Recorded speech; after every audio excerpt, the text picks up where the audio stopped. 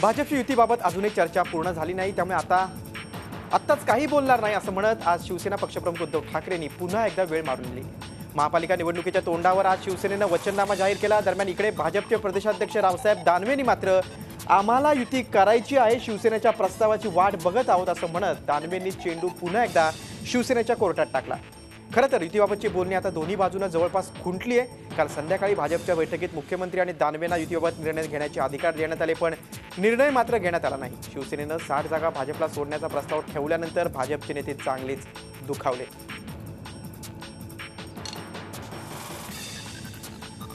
युतीबद्दलची बोलणी चालू आहे।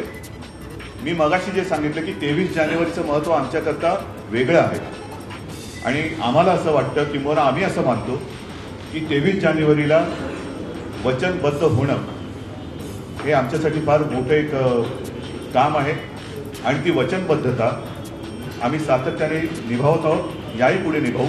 म्हणून आम्ही आमचा वचननामा सादर केलेला आहे। उद्या युती झाली आणि त्यांची काही चांगल्या सूचना असतील तर त्याही आम्ही याच्यात घेऊ।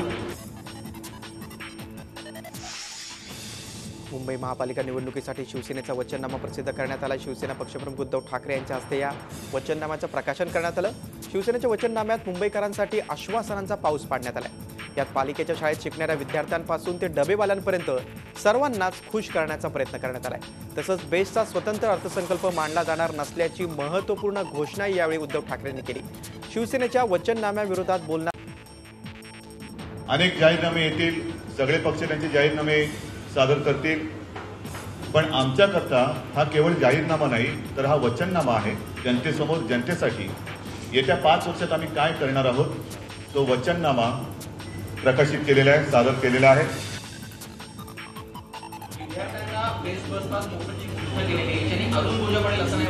तुम्ही विद्यार्थ्यांच्या सोयीच्या विरोधात असता, जो याच्या विरोधात बोलेल तो त्यांच्या विरोधी आहे।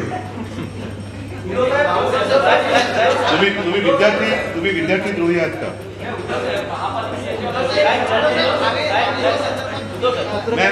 जो कोणी माझ्या वचननाम्याच्या विरोधात बोलेल तो मुंबई द्रोही आहे। बोला।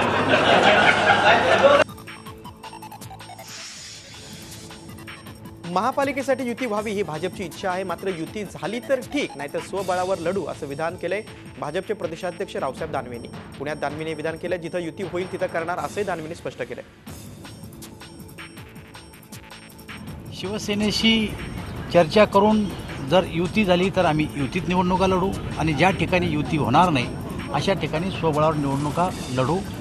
आमची तयारी आहे की ही निवडणूक युतीमध्ये लढवली गेली पाहिजे। शिवसेनेकडून मुंबईच्या संदर्भात आम्ही सकारात्मक प्रस्तावाची वाट बघतो। अद्यापपर्यंत त्यांच्याकडून अशा प्रकारचा कुठलाही प्रस्ताव सकारात्मक आमच्याकडे आलेला नाही। डेडलाईन वगैरे काही नाही। आम्ही डेडलाईन दिली होती 21 पर्यंत होऊ शकलं नाही। कधीपर्यंत पाठवतो नाही, आम्ही आमची तयारी सुरू केली आहे, त्यांनी त्यांची तयारी सुरू केली। वाट कोणी कोणाची बघत नाही आहेत। राजकारणात वाट बघून फसवेगिरी होती, आम्ही वाट नाही बघत कोणा। सेनेकडून भाजपला जागांचा नवा फॉर्म्युला देण्यात येणार असल्याची माहिती सूत्रांकडून मिळते, त्यामुळे आता या नव्या फॉर्म्युल्यावरच चर्चा होणार असल्याचं देखील बोललं जाते। मुख्यमंत्री आणि उद्धव ठाकरे यांच्यात ही थेट चर्चा होणार असल्याचंही सूत्रांकडून समजते। भाजपाला 80 जागा देण्याची तयारी या नव्या फॉर्म्युल्यात आहे। मुंबई काँग्रेसचे अध्यक्ष संजय निरुपम यांच्यावर जोरदार हल्लाबोल करत काँग्रेसचे माजी आमदार कृष्णा हेगडे यांनी भाजपमध्ये प्रवेश केलाय। संजय निरुपम कुठल्याही नेत्याला जुमानत नाहीत। मुंबई महापालिकेत काँग्रेसचं भवितव्य कठीण आहे, अनेक जण काँग्रेस सोडून जाणार आहेत अशी जोरदार टीका हेगडे यांनी केली। काल रात्री वर्षावर मुख्यमंत्र्यांच्या उपस्थितीत हेगडे यांनी भाजपमध्ये प्रवेश केला। काँग्रेससाठी हा मोठा धक्का मानला जातोय। कृष्णा हेगडे हे काँग्रेसचे निष्ठावंत म्हणून ओळखले जातात। प्रिया दत्त यांचे ते कट्टर समर्थक आहेत। पश्चिम उपनगरातला काँग्रेसचा सक्रिय चेहरा अशी त्यांची ओळख आहे। विलेपार्ले भागातल्या अनेक कामांमध्ये त्यांचा महत्त्वाचा वाटा होता। संजय निरुपम यांना काँग्रेसनं मुंबई अध्यक्ष केल्यापासून कृष्णा हेगडे नाराज होते। हेगडेंचा भाजप प्रवेश हा काँग्रेससाठी अडचणीचा ठरण्याची शक्यता आहे।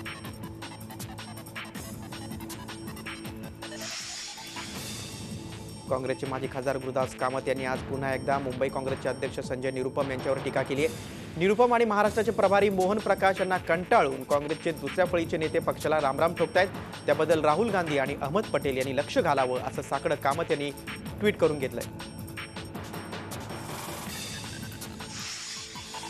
संजय निरुपम यांच्यावरील गुरुदास कामत यांनी केलेल्या टीकेकडे दुर्लक्ष केले. निवडणुकीनंतर या गोष्टींवर बोलू. आता निवडणूक लढवणं हीच आमची भूमिका आहे. काँग्रेसला विजयी करणं हेच आमचं ध्येय आहे, असं निरुपम यांनी म्हटलंय.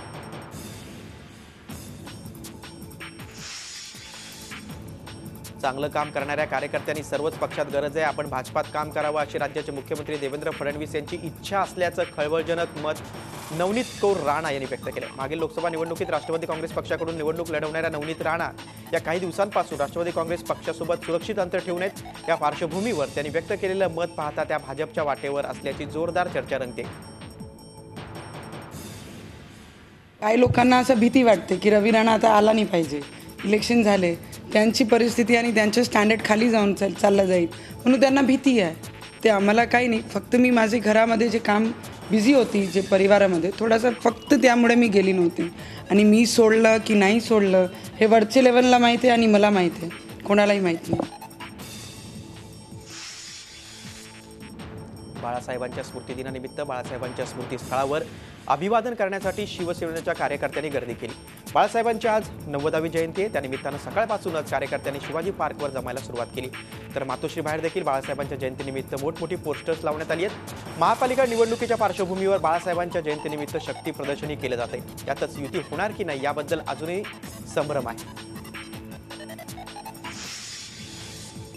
रत्नागिरीत बाळासाहेबांच्या जयंती दिनानिमित्त आज शहरात एक रॅली काढण्यात आली. रत्नागिरीतल्या साळवी स्टॉपपासून या रॅलीला सुरुवात करण्यात आली. शहरातील दुचाकी आणि रिक्षा या रॅलीत सहभागी झाल्या होत्या. आमदार उदय सामंत हे देखील या रॅलीत सहभागी झाले होते. बाळासाहेबांच्या जयंतीनिमित्त शहरात आज विविध कार्यक्रमांचं आयोजन करण्यात आलं.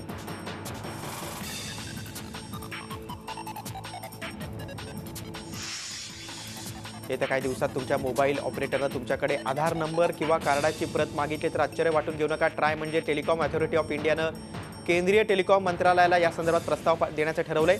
सध्या जे नागरिक मोबाईल सुविधांचा लाभ घेत आहेत अशा सर्व नागरिकांचा ई-KYC यंत्रणेनं व्हेरिफिकेशन करण्याचा ट्रायचा मानस आहे. ई-KYCसाठी आधार कार्ड असणं आवश्यक आहे. त्यासाठी टेलिकॉम ऑपरेटर्सनी ग्राहकांना फ्री डेटा किंवा फ्री टॉक टाईम देऊन ई-KYC निकष पाळण्यास प्रवृत्त करण्याचा सल्ला देखील ट्रायद्वारे देण्यात आला. यवतमाळमधल्या हिवरी गावाजवळ स्कॉर्पिओला ट्रकची धडक लागून भीषण अपघात झाला. या अपघातात 6 जण जागीच ठार झाले तर 2 जण गंभीर जखमी झालेत. जखमींवर जिल्हा रुग्णालयात उपचार सुरू आहेत. हा अपघात नागपूर तुळजापूर राज्य महामार्गावर झाला.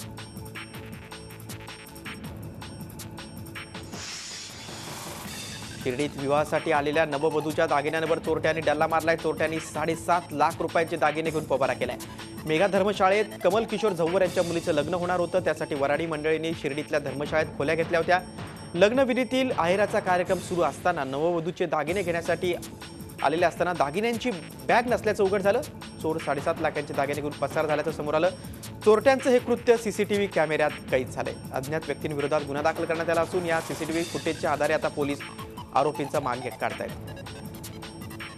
थोड़ा सा तैयार करना था तो मैं एक रूम पार करके सेकेंड वाले रूम में गई. अंदर मैंने बेड के ऊपर वो बैग रखा और दुल्हन की पिन अप करने के लिए गई. और तो से करीब 5 मिनट के अंदर अंदर ही मैंने वापस बैग का ध्यान किया और वापस पलट के बैग देखा तो बैग निकल गया था. अभी तक सीसीटीवी फुटेज देखे तो इनमें वो एक ही बंदा नहीं है. जो गोल्ड चोरी हुआ है वो चोरी के हिसाब से इतना बड़ा चोरी बोल रहे हैं उन लोग. 20 तोला बोल रहे हैं, कोई 100 तोला बोल रहे हैं. कितना है उसको उसमें अपने को नहीं मालूम. वो है नहीं है वो भी नहीं मालूम. मगर सीसीटीवी फुटेज के हिसाब से दिख रहा है अपने को चोरी हुआ है. एका 12 ते 13 वर्षाच्या मुलाने नवऱ्या मुलीचे सोन्याचे दागिने ती बॅग पळवलेली आहे. याबाबत CCTVमध्ये नमूद मुलाचे छायाचित्र दिसून आलेले आहे. याबाबत मुलीच्या नातेवाईकांनी पोलिसांना फिर्याद दिल्यावरून पोलीस स्टेशनला कलम 379 भादेवीप्रमाणे गुन्हा दाखल करण्यात आलेला आहे. नाशिक जिल्ह्यात सध्या चोरट्याने उच्छाद घातलाय. नाशिकच्या प्रसिद्ध कालिका माती मंदिरात काल रात्री चोरी झाली. देवीचा सोन्याचा मुकुट आणि इतर अनेक दागिन्यांवर चोरट्यांनी हात साफ केला. नाशिकच्या अशोक स्तंभ परिसरात असणारं हे मंदिर तांबट समाजाचं कुलदैवत आहे. मध्यरात्रीच्या सुमारास चोरट्यांनी हा डल्ला मारला. गेल्या 15 दिवसात नाशिक जिल्ह्यात मिळून एकूण 16 मंदिरांमध्ये चोरी झाली. त्यामुळे कुणीतरी नीट नियोजनबद्ध चोऱ्या करत असल्याचा संशय व्यक्त होतोय. अहमदनगर जिल्ह्यातल्या श्रीगोंदा तालुक्यातील माणगे वस्तीवर पहाटे अज्ञात दरोडेखोरांनी दरोडा टाकला. पहाटे दरोडेखोरांनी घरात घुसून शिवाजी माणगे, त्यांची पत्नी, भाऊ, आई यांना तलवार आणि धारदार शस्त्रानं बेदम मारहाण केली आणि गळ्यातील सोन्याचं मंगळसूत्र, कानातले दागिने आणि रोख रक्कम लंपास केली. दरम्यान दरोडेखोरांनी केलेल्या मारहाणीमुळे माणगे कुटुंबीय जबर जखमी झाले. त्यांना अहमदनगरच्या खासगी रुग्णालयात उपचारासाठी दाखल करण्यात आले. बेलवडी पोलीस ठाण्यात अज्ञात दरोडेखोरांविरोधात गुन्हा दाखल करण्यात असून पोलीस आता दरोडेखोरांचा माग काढतायत. एकाच दिवसात खुनाच्या 2 घटनांनी नागपूर शहर पुन्हा हादरलंय. खुनाची पहिली घटना कळमना पोलीस स्टेशन अंतर्गत झाली. तुकाराम नगर इथं रवींद्र गावंडे यांचा तीक्ष्ण हत्यारानं भोसकून खून करण्यात आला. तर दुसरी घटना पोलीस स्टेशनच्या हद्दीत गड्डी गोदाम परिसरात झाली. वेल्डिंगचं दुकान असलेलं 46 वर्षीय मुन्ना करपट्टी यांची चाकूनं भोसकून हत्या करण्यात आली. या दोन्ही घटनांमुळे परिसरात खळबळ उडाली. कोकण रेल्वे मार्गावरील संपर्क क्रांती एक्सप्रेसमधून गोवा बनावटीची दारूची बेकायदा वाहतूक करणाऱ्या उत्तर प्रदेशातील दोघांना अटक करण्यात आली आहे. राज्य उत्पादन शुल्क आणि रेल्वे सुरक्षा बल विभागानं रत्नागिरीच्या रेल्वे स्थानकात ही कारवाई केली. जिल्हा परिषद निवडणुकीच्या पार्श्वभूमीवर राज्य उत्पादन शुल्क विभाग मुंबई गोवा महामार्ग आणि कोकण रेल्वेवर विशेष लक्ष ठेवून आहे. संपर्क क्रांती एक्सप्रेसमधून प्रवास करणाऱ्या दोघांकडे बॅगेत भरलेल्या बाटल्या असल्याची माहिती राज्य उत्पादन शुल्क विभागाला मिळाली आणि त्यांनी ही कारवाई केली. यामध्ये 3 बॅगांमध्ये 100 पेक्षा जास्त बाटल्या यावेळी जप्त करण्यात आल्या. कपिल राजभान शर्मा आणि ध्रुवसिंग कल्याणसिंग परिहार यांना अटक करण्यात आली. भंडारा जिल्ह्यात रात्री अवैध प्रकारची वाळूची तस्करी करणाऱ्या 11 ट्रकना भंडारा पोलिसांतर्फे त्या चालकांना अटक करण्यात आली आहे. करडी पोलीस स्टेशन अंतर्गत येत असलेल्या निलज रेती घाटावर रात्रीच्या वेळी वाळूचा उपसा करत असल्याची माहिती पोलिसांना मिळाली होती. त्यानंतर पोलिसांनी कारवाई केली. 11 ट्रक आणि 2 ट्रॅक्टर, 1 JCB मशीन जप्त करण्यात आले. पोलिसांच्या या कारवाईमुळे वाळू तस्करांचं धावत आणलंय.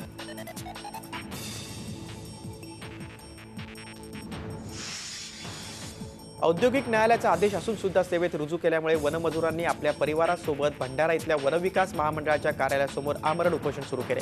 उपोषणाचा आज 7वा दिवस आहे. यामधील काही उपोषणकर्त्यांची आता प्रकृती खालावल्यामुळे त्यांना जिल्हा रुग्णालयात भरती करण्यात आले. आतापर्यंत वनविकास महामंडळाच्या अधिकाऱ्यांनी भेट दिली नसून मागण्या पूर्ण होईपर्यंत उपोषण सुरूच राहील असा इशारा देण्यात आला आहे. पश्चिम महाराष्ट्रातील सातारा आणि सांगली जिल्ह्यातील सेंद्रिय केमिकल विरहित गुळाला गुजरात, राजस्थान, दिल्ली इथून मोठी मागणी आहे. त्यामुळे उसाला आता प्रतिटन 3,500 रुपये दर शेतकऱ्यांना मिळू लागला. जिल्ह्यातील सुमारे 120 गुराळ घरं या गुळाचं उत्पादन मोठ्या प्रमाणात करतायत. साखर कारखान्यापेक्षा शेतकऱ्यांना प्रतिटन 600 रुपये जास्त मिळू लागल्यानं शेतकरी सध्या गुळ उत्पादन करू लागलाय. दर्जेदार गुळ उत्पादकांना शासनानं अनुदान द्यावं अशी मागणी ते करतायत. ज्या ऊसाला चांगली मागणी आहे आणि गुळालाही चांगली मागणी आहे. ह्या वर्षीचा ऊस जरी कमी असला तरीसुद्धा पीक चांगले आहेत. सर्वसाधारण कमीत कमी 3,000पासून 3,500-3,800 रुपयेपर्यंत दर चांगला मिळतो आणि हा परवडण्यासारखा आहे. तुम्ही गुळाचं जे गुळ तयार करता कशा पद्धतीने कसं काय काय करता? आपला गुळ सर्वसाधारण विदाऊट केमिकलचाच गुळ तयार आपण करतो. धानोरा गावातल्या ग्रामस्थांना सध्या दुधाची भीती वाटते. 2 दिवसांपूर्वी अंजली काकडे यांच्या गायीचा मृत्यू झाला. या गायीला पिसाळलेला कुत्रा चावला होता, त्यामुळे इन्फेक्शन होऊन गायीचा मृत्यू झाला. पाठोपाठ दुसऱ्या गायीचाही मृत्यू झाला. दुसऱ्या गायीच्या मृत्यूनं ग्रामस्थ घाबरले, कारण याच गायीच्या दुधाचा चहा पिऊन ग्रामस्थांना मळमळ उलट्यांचा त्रास होऊ लागला होता.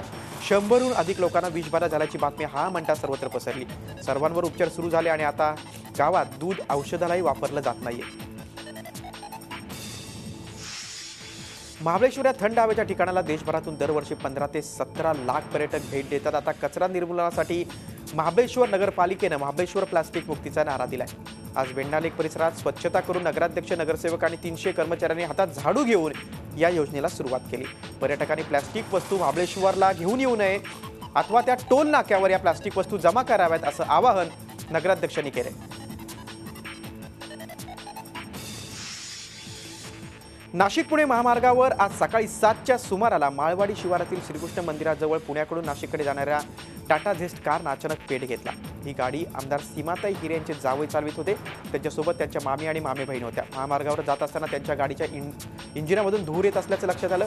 बेंडाळ यांनी प्रसंगावधान राखून कार रस्त्याच्या कडेला लावली आणि सर्वांना खाली उतरायला लावलं आणि त्यानंतर गाडीने पेट घेतला.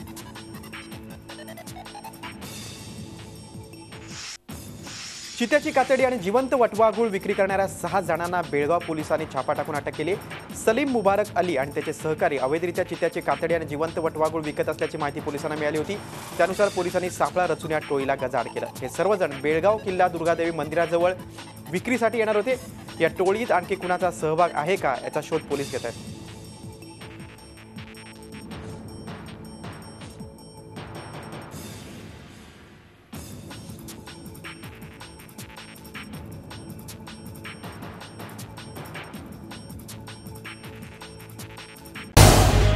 झी 24 तास रहा एक पाऊल पुढे।